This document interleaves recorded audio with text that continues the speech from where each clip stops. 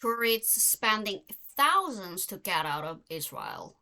Lisa and Deborah managed to make it back to the UK by Tom S. Piner and Michael Ray's business reporters, BBC News. Some UK tourists are spending thousands of pounds on flights to try to get out of Israel, describing the situation as horrendous. Many commercial carriers have suspended flights after Palestinian rocket attacks and Israeli airstrikes. A number of countries, including France and Germany, have chartered flights to evacuate their citizens. On Thursday afternoon, the UK government said it too would arrange flights to get British nationals out of Israel. The first flight is due to depart from Ben Gurion Airport in Tel Aviv later, with vulnerable British nationals priorities for these flights. Although arranged by the Foreign Office, they are commercial services. Each passenger will be charged £300. The UK had previously said it would not arrange evacuation flights because commercial routes were still available and was only flying out the families of British diplomats working in Israel. Since Palestinian militant group Hamas attacked Israel on Saturday, many international airlines have suspended flights to and from Tel Aviv, and securing flight bookings has become increasingly difficult. Lisa Song and her cousin Deborah arrived in Tel Aviv for an organized tour on Saturday after being told by their airline that it was safe to travel. They were booked to stay at a hotel close to the British embassy, but as they got off the plane, sirens were sounding, and they had to shelter as soon as they got to the hotel. Lisa's husband Mike tried to get organized return travel from the UK. He ended up spending about £5,000 on flights, with about £1,500 of that for the flights Lisa and Deborah eventually took. Airlines took the money but did not advise customers the flights had been cancelled, Lisa said, describing the flight situation as horrendous.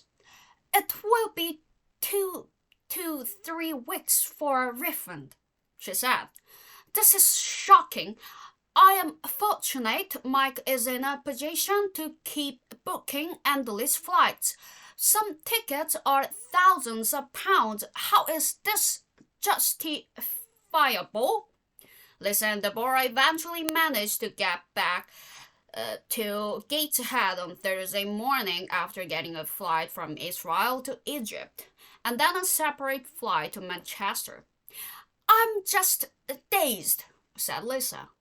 It was a dangerous situation. Ben Hardcastle said sheltering in the stairwell of a hotel with his friend Shannon was traumatizing. Ben Hardcastle, 31, flew to Tel Aviv from Luton on Saturday for a holiday with his friend Shannon Burke. When the pair landed, they heard Israel was at war. He said that he thought that might lead to them being evacuated along with other British nationals. On their first night, they heard sirens and had to find shelter in a stairwell of a hotel. It was quite traumatizing be down there, he said. We had to stay down there 10 minutes every time the alarm went off. It's just one of those situations that you think you'll never be in.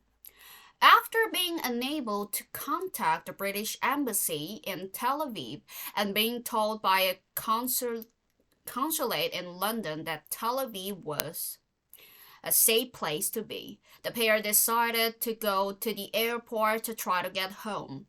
After booking 4 flights, none of which took off, and seeing prices soar to £1,500 per person, Ben managed to get a flight to Istanbul, which he said was a nerve-wracking experience. They have since managed to travel to Antalya and are hoping to get back to Luton on Monday. I know money is trivial in this situation, but we have spent thousands on cancelled flights. We are lucky we have the means to do so.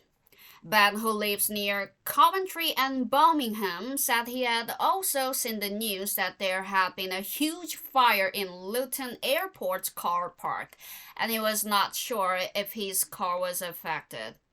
You cannot make it up, he added. But it does not matter. I just feel for the people that have been left there in Tel Aviv. It's absolutely shocking. It's comprehensible. Flight chaos. The only airline currently running direct flights to the UK is Israeli carrier LR. Airlines that have suspended commercial flights to and from Tel Aviv due to security concerns include British Airways, Virgin Atlantic, EasyJet, Ryanair, Wizz Air, Air France, Lufthansa, and Emirates. A number of countries have been chartering flights to evacuate citizens, including Australia, Canada. It's not Denmark, it's Denmark, Italy, Norway, Spain, and Switzerland. The UK government has not provided an estimate on how many UK citizens are in Israel. However, the Foreign, Commonwealth and Development Office, FCDO, has advised people to register their presence to share updates, including information to support you to leave the country.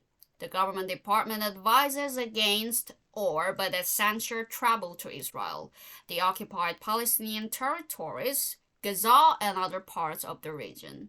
Travel insurance may not be valid if people travel against FCDO advice. The British Embassy in Tel Aviv will remain open and continue to provide consular services to those who need help, the FCDO said.